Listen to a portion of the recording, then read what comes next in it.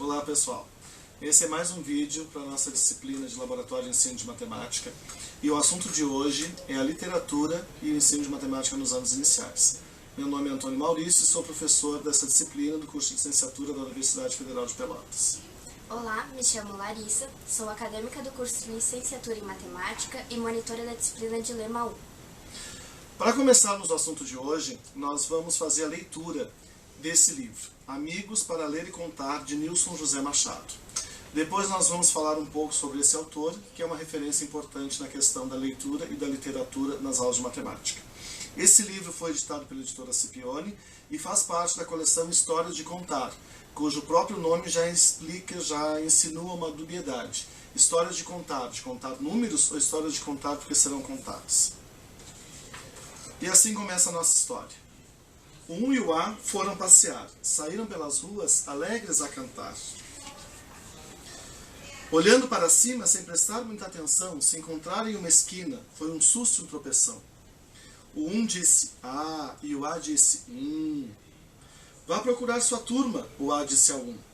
Mas calma, meu amigo, o 1 lhe respondeu. Somos da mesma turma, você já se esqueceu? Que nada, seu fedelho, você não tem espelho, somos bem diferentes. Veja, eu vou lhe mostrar. Aonde quer que eu vá, sou sempre o mesmo A. Sou A se estou em casa, sou A no meio do bar.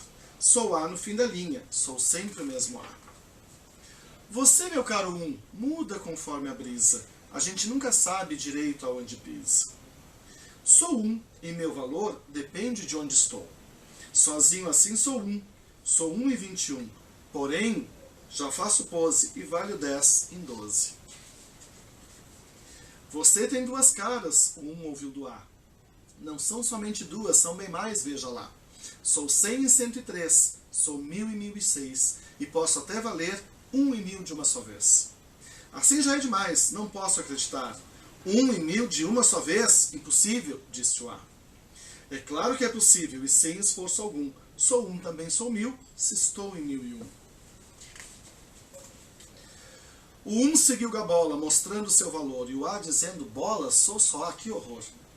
Porém, pensando bem, é de grande valor a gente ser só 1. Sou só A, sim, senhor. Nisso parou um carro e um C desceu contente. Ao ver o A e o 1 disse, bom dia, gente. O A ficou feliz, sorriu todo animado, pensando lá consigo, ganhei um aliado. Meu caro amigo C, como é bom vê-lo agora. Você é como eu, não muda a toda hora. Você é C na cama, na copa ou na cozinha, é C quando brincamos, de carro ou de casinha. O 1 que tudo ouvia, então disse ao A. O C tem outras faces, veja, vou lhe mostrar. O C é um na escada, na cuca ou na cocada, é outro quando acena ou se está no cinema. Além disso, o C às vezes se disfarça, põe um brinco e parece 2 S's como em taça. O A admitiu, o C é uma exceção, mas eu sou sempre A, eu tenho opinião. Você também varia, tarde ou de manhã, é um se vende lá, é outro no novelo de lã. No pátio ou no pão você é diferente, você é nosso irmão e igualzinho a gente. Ninguém é sempre o mesmo, é bom poder mudar. Venha, junte-se a nós e vamos passear. Amigos, disse o C, não contem a ninguém, mas meu tataravô também valia 100. Ele viveu em Roma 2000 anos atrás, e lá letras e números pareciam iguais. Somos uma só turma de amigos, isso é certo, estamos sempre juntos, os números e o alfabeto. Nós somos tão unidos que ninguém nota mais, mas vejam todo dia as páginas dos jornais. Bom, pessoal, esse livro, ele nos traz exatamente um exemplo de como nós podemos abordar questões de linguagem e questões de matemática. Vejam quanto conteúdo de matemática é possível a gente identificar nessa leitura desse livro de literatura infantil, que na verdade se caracteriza como um livro paradidático.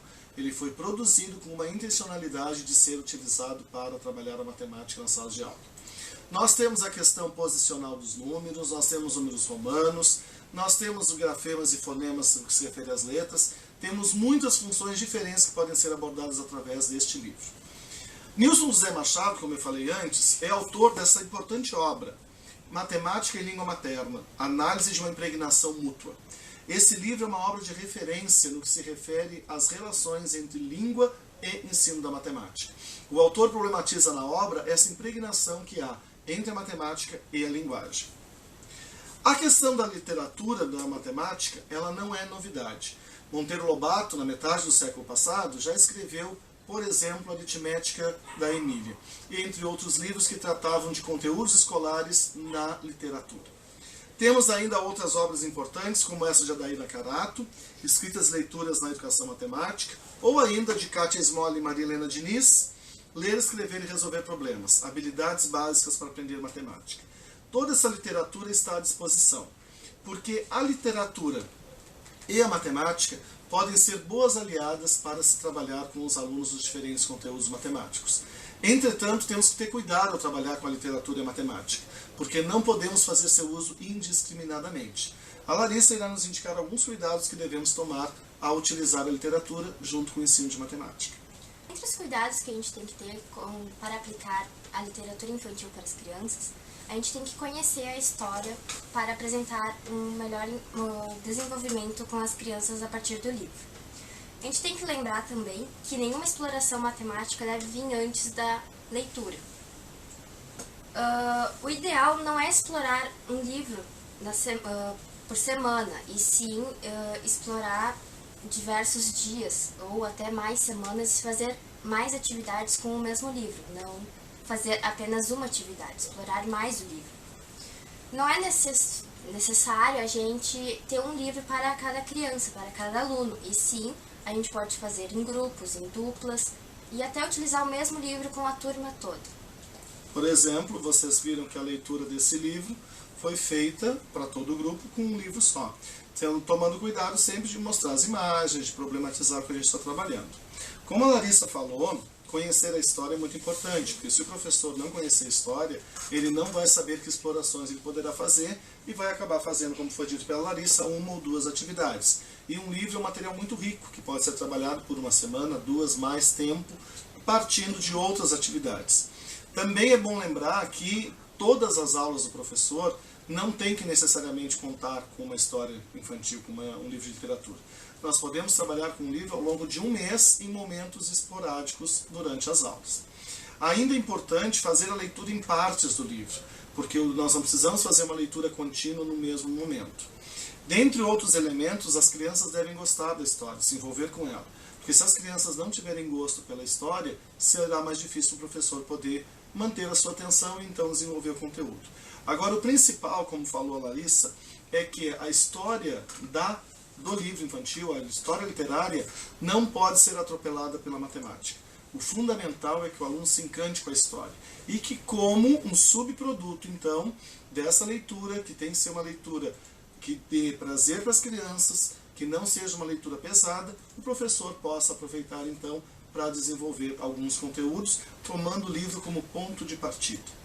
Existem muitos livros que podem ser trabalhados. Entre os livros, nós temos a coleção Tantan. A coleção Tantan, a gente tem alguns exemplares aqui para mostrar para vocês. Ela conta uma história divertida sobre conceitos da matemática, explorando probabilidade, figuras geométricas, sistema de medidas, dentre outros assuntos matemáticos. As crianças, elas gostam muito de trabalhar com livros, porque é um jeito diferente, e a gente pode qualificar o conceito de sala de aula. Alguns títulos fazem parte dos acervos do PNAE que vai para as escolas. Dentre eles, a gente pode citar Os Irmãos Gêmeos e Quem Vai Ficar com o Pêssego.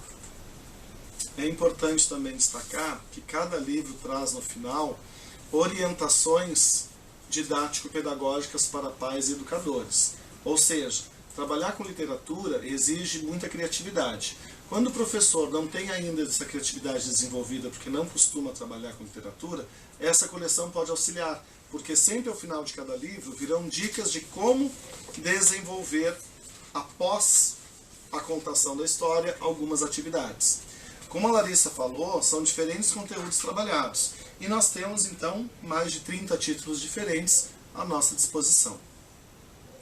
A questão da literatura, então, gente, ela tem muito o que ser desenvolvido e o que ser estudado pelos professores. Para isso, esse vídeo apenas tem a intenção de provocar vocês a pensarem, a lerem mais, a buscar referências bibliográficas de como se utilizar da literatura para, entre outros motivos, ensinar a matemática. Por hoje é só. Obrigado.